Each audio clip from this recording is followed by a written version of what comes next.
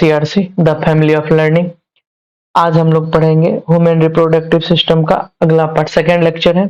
अगर आप नहीं देखे हैं पुराना लेक्चर या पहला लेक्चर तो आप आई बटन पे जाके क्लिक करें, वहां से आपको लेक्चर सीरीज मिल जाएंगे, वहां से आप देख सकते हैं। आज हम लोग देखेंगे कि मेल रिप्रोडक्टिव सिस्टम का डायग्राम या संरचना। अगर हम मेल रिप्रोडक्टिव सिस्टम की बात करें तो इस प्रकार से कुछ संरचना देखने को मिलेगा मेल रिप्रोडक्टिव सिस्टम में। यहाँ पे सबसे पहला और सबसे महत्वपूर्ण अंग होते हैं वृषण। हिंदी में इसे क्या कहते हैं? वृषण। जिन जिन अंगों का हम हिंदी में नाम लिखेंगे वो सबसे इंपॉर्टेंट होते हैं, उसी को हम लोगों को पढ़ना पड़ता है। पेनिस यानी कि आप इसको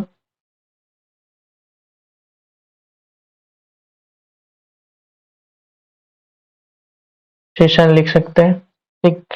उसके बाद एपिडिडाइमिस को आप अधिवृषण कह सकते हैं।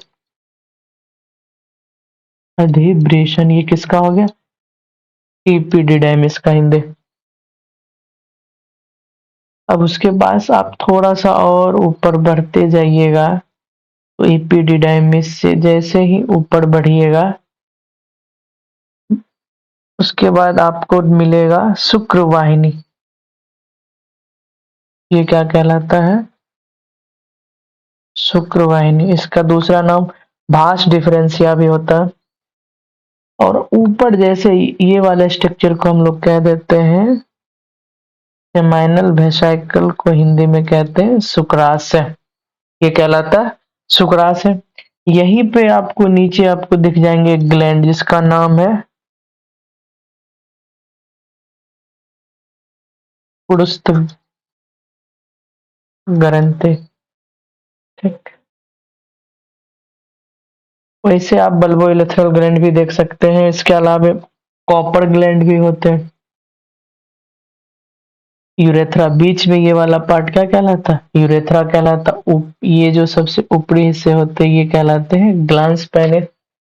ब्लैडर होते हैं, यूरेटर होते हैं जो किडनी से आके ब्लैडर में मिलते हैं, मूत्राशय में मिलते हैं।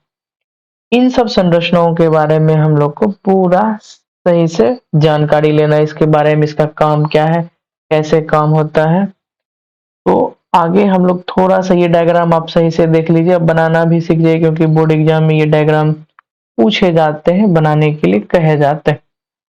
तो आगे हम लोग बढ़ते हैं और सबसे पहले हम लोग बात करेंगे किस पे? टेस्टिस। बहुत सारा बुक टेस्टिस ऐसे लिखता है, कोई कोई बुक टेस्टिस इस प्रकार से लिख देता है। हिंदी क्या हो जाता है? वृषण। अब अगर हम बात करें वृषण के तो वृषण क्या है? मेल रिप्रोडक्टिव सिस्टम का अंग है। किसका हिस्सा है? मेल रिप्रोडक्टिव सिस्टम का अंग है। वो भी कौन सा अंग है? प्राइमरी ऑर्गन, प्राथमिक अंग है या प्राथमिक रिप्रोडक्टिव अंग बोल सकते हैं। यह कहाँ रहता है? तो पेरू भाग में, दोनों जंघाओं के नीचे स्थित होता है। स्पर्मेटिड कॉर्ड के द्वारा यह लटका हुआ रहता है। किसके द्वारा लटका हुआ रहता है? स्पर्मेटिक कॉर्ड, कॉर्ड के द्वारा ये लटका हुआ रहेगा। इसके बाद ये एक्स्ट्रा बड़ी सेलुलर होता है, यानी कि शरीर से ये बाहर, ये संरचना क्या होती है? शरीर से बाहर होती है, क्योंकि शरीर के तापमान से इसकी टेम्परेचर थोड़ा सा कम होनी चाहिए, इसी पे स्पर्म का निर्माण होता है। अब इसकी हम थोड़ा सा लंबाई चौड़ाई की बात कर लें तो 5 सेंटीमीटर लंबा होगा टेस्टिस और 3 सेंटीमीटर चौड़ा होगा और 2 से ढाई सेंटीमीटर, 2 से ढाई सेंटीमीटर व्यास का होगा, यानी कि मोटा आप बोल सकते हैं। यह गोलीय होता है या अंडाकार रूप में स्थित होता है, एक थैली में बंद होता है। ये टेस्टिस एक थैली में बंद होता है जिस थैली का नाम है स्क्रोटल सैक। थैली का क्या नाम है? Scrotal sac. या स्क्रोटम आप कह सकते हैं, या इसी का दूसरा नाम और हो जाता है स्क्रोटम। क्या हो जाएगा?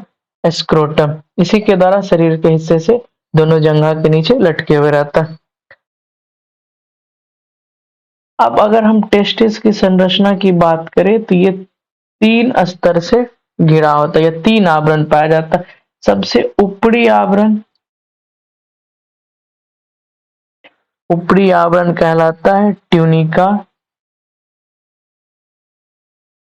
वेजनलेसिस। इसके बाद मध्य आवरण कहलाता है ट्यूनिका फाइब्रोसिस।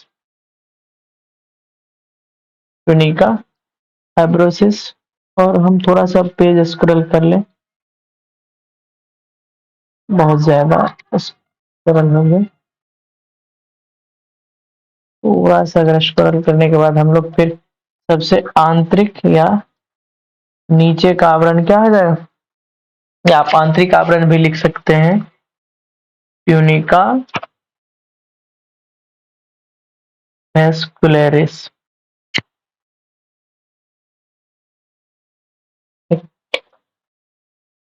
टेस्टिस में अगर आप देखेंगे तो दोनों टेस्टिस जो होते हैं ब्रेशन कुछ इस प्रकार से होते हैं, और यह एक इस प्रकार के थैलीनुमा स्ट्रक्चर में बंद होते हैं। यही स्ट्रक्चर क्या कहलाती है? स्क्रोटम कहलाती है। थोड़ा सा पेन का कलर चेंज कर ले, यह स्ट्रक्चर स्क्रोटम कहलाती है। और ये यहाँ पे दीवार पाई जाती है जिसके मदद से क्या होता है, ये 2 भागों में बटा होता है। इसे कहते हैं इंट्रा टेस्टिकुलर सेप्टम। क्या कहलाता है? सेप्टम। इंट्रा टेस्टिकुलर सेप्टम कहलाती है। अगर हम इसकी आंतरिक संरचना का अध्ययन करें तो टेस्टिस करने के बाद यहाँ पे बहुत सारी हजारों की संख्या में छोटी छोटी नलिकाएं यह बनी होती है। इस नलिका को हम लोग नाम देते हैं सेमनीफेरस ट्यूबिल्स। हिंदी में अगर हम लिखें तो शुक्र जनन नलिका। हिंदी में इसका नाम हम क्या लिख सकते हैं? शुक्र जनन नलिका। यह नलिका किससे जुड़ी होती है? कनेक्टिव टिश्यू से। कनेक्टिव टिश्यू से जुड़ी होती है। यही नलिका के अंदर क्या बनता है? स्पर्म का निर्माण होता है। किसका निर्माण होता है? स्पर्म का निर्माण होता है। और इस नलिका के अंदर स्पर्म का निर्माण होगा और इसके अंदर सर्टोली सेल पाए जाते हैं। टेस्टिस के अंदर कौन सी सेल पाई जाती है? सर्टोलिक सेल पाया जाता है। सर्टोलिक सेल का क्या काम है अभी हम लोग देख लेते हैं। ये सर्टोलिक सेल से जो निर्मित स्पर्म है, स्पर्म का जो निर्माण हुआ है वो क्या करेगा? इससे चिपक के पोषण प्राप्त करेगा। क्या प्राप्त करेगा? पोषण प्राप्त करेगा। पोषण प्राप्त करेगा।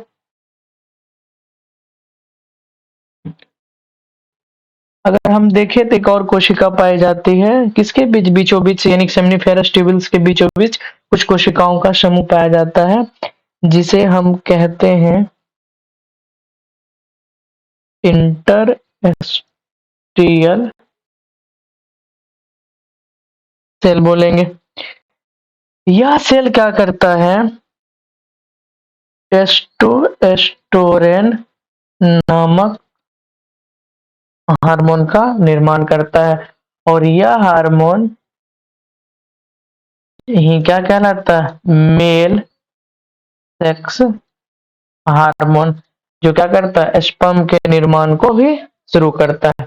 यही स्पर्म के प्रोडक्शन को भी चालू करता है। प्रोडक्शन किसका? तो स्पर्म के प्रोडक्शन को शुरू करता है। ये तो सारी संरचनाएं हो गई किसकी? टेस्टिस के बारे में। आप आप अगर हम थोड़ा सा कार्य की बात कर लें, फंक्शन की बात कर लें, टेस्टिस के फंक्शन, कभी कभी बोर्ड एग्जाम में या कहीं कहीं पूछा जाता है कि फंक्शन क्या है। आप बस दो फंक्शन लिख सकते हैं,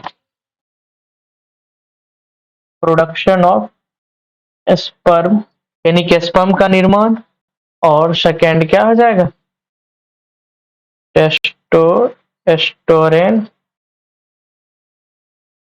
हार्मोन का निर्माण। यही मुख्य रूप से यही कार्य करता है टेस्टिस। आगे की संरचना अगर हम देखें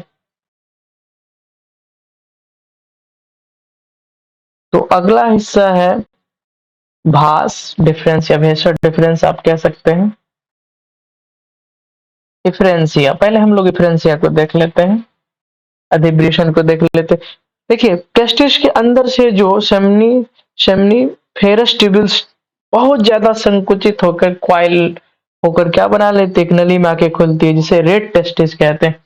यानी कि ये अगर टेस्टिस है, यहाँ से सेमनीफेरस ट्यूब्यूल बहुत ज्यादा क्वाइली होके एक नली में खुलती है, क्वाइली होके, यही क्या कहलाती है, रेड टेस्टिस कहलाती है। इसमें पतली पतली नलिकाएं निकली होती है जो क्या कहलाती, अधिब्रेशन कहलाती है। क्या कहलाती है, अधिब्रेशन कहलाती है। यह नली शुक्राणु को टेस्टिस से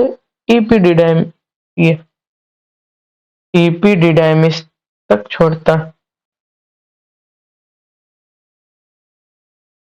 सॉरी फॉर दैट, ये एपिडिडाइमिस यहाँ पे संरचना होती है, थोड़ी सी मिस्टेक हो गई। और ये क्या कहलाता है, शुक्रवाहक नलिका। ये जो अंदर में होती है संरचना, ये सारी क्या कहलाती है, शुक्रवाहक नलिका। इफी वैसा फ्रेंसिया का हिंदी होता है शुक्रवाहक नलिका। सॉरी फॉर मिस्टेक, आप लोग थोड़ा सा ध्यान इस पे दे दीजिएगा।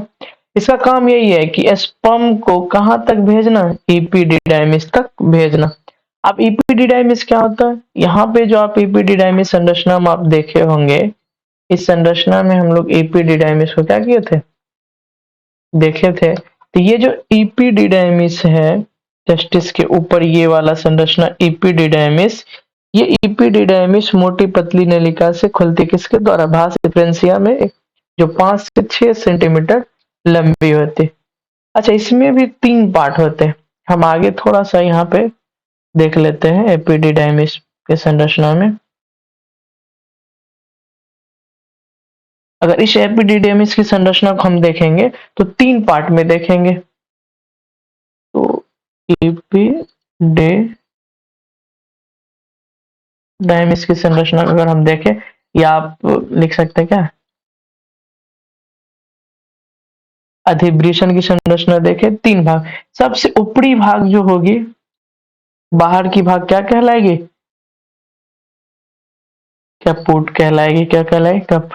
और मध्य भाग जो होगा बड़ी कहलाएगा। क्या कहलाएगा, बड़ी। और सबसे निचली भाग क्या कहलाएगा, कौड़ा कहलाएगा। क्या कहलाएगा, कौड़ा। और यहाँ पे कुछ समय के लिए स्टोर होता है, क्या यहाँ पे स्टोर होता है, क्या स्टोर होगा, तो स्पर्म स्टोर होगा। स्पर्म क्या होगा, यहाँ पे जमा होगा। किस लिए जमा होगा, तो पोषण प्राप्त करने के लिए यहाँ जमा होता है, एक्टिव भी होता है यहीं पे। अब आगे अगर हम लोग बात करें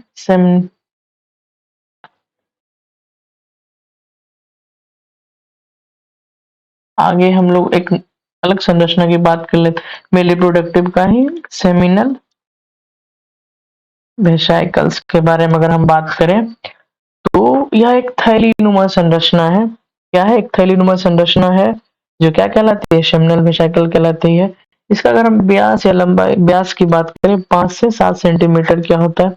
इसके अंदर स्पर्म संचित रहता है। कौन सा क्या स्टोर होता है, स्पर्म स्टोर होगा।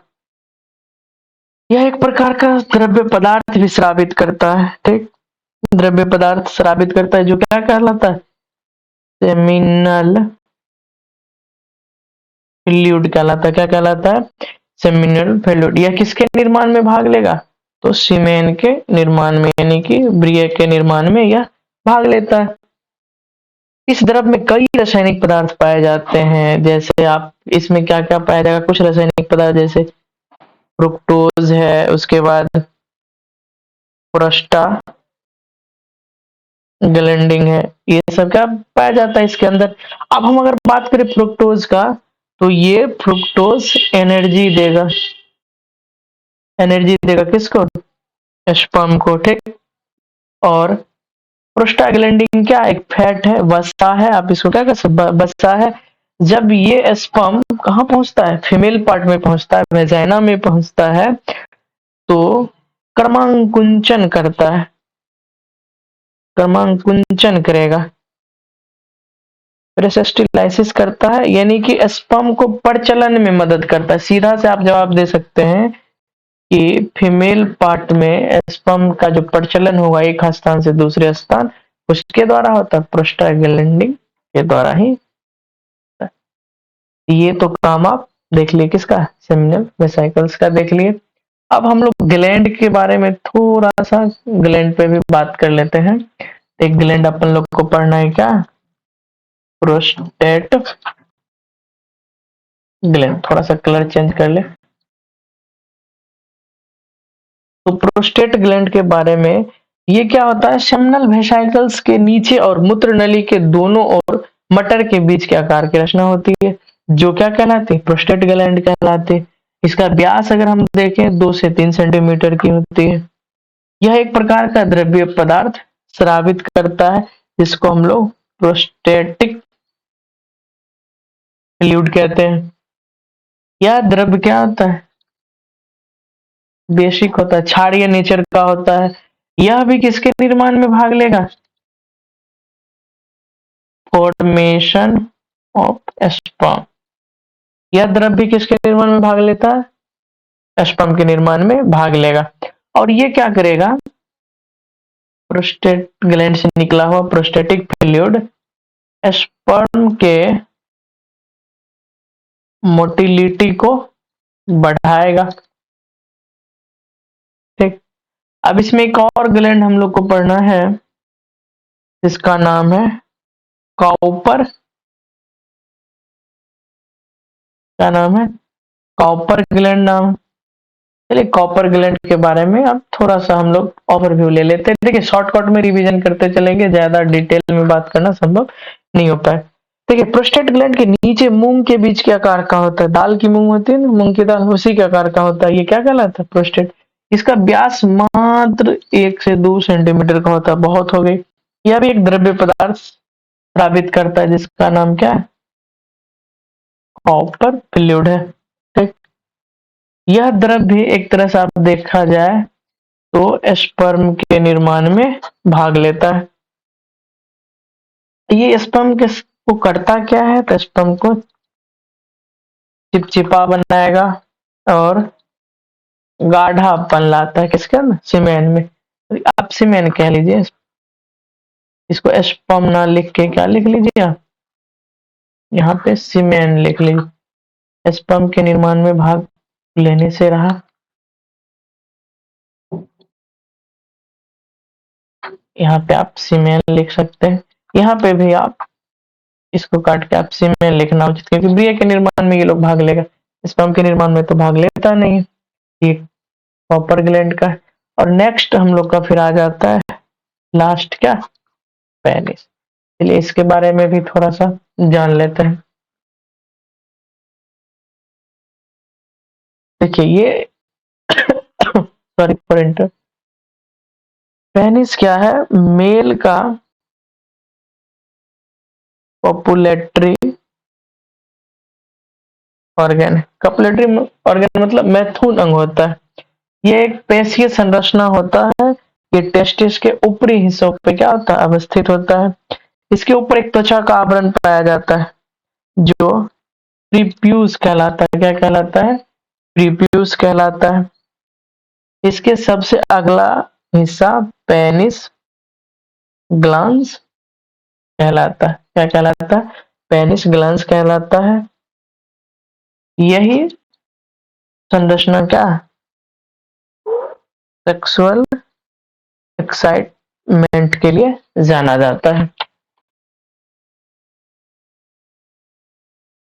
चलिए, ये कुछ संरचना था इसका मेल रिप्रोडक्टिव सिस्टम का। अब हम लोग आगे की चीजों को देखेंगे, जिसमें फीमेल रिप्रोडक्टिव सिस्टम के बारे में बात करेंगे। शॉर्ट टॉपिक रखते हैं, नेक्स्ट क्लास में या नेक्स्ट लेक्चर में हम लोग फुल्ली डिटेल अध्ययन करेंगे। किसके बारे में? फीमेल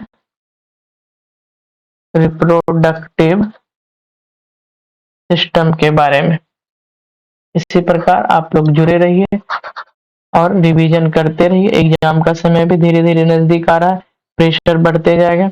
आप क्वेश्चंस भी करिए, इसके साथ साथ हम कुछ क्वेश्चंस भी कराते हैं, तो वो क्वेश्चन भी करते जाइए। जल्द ही हम लोग ऑब्जेक्टिव को भी लेकर आए, और जितना हो सके अपने दोस्तों के बीच में शेयर करते रहिए। आज के लिए हम इतना ही रखते हैं, मिलेंगे आपसे अगले क्लास में। तब तक के लिए have a nice day. Thanks for watching.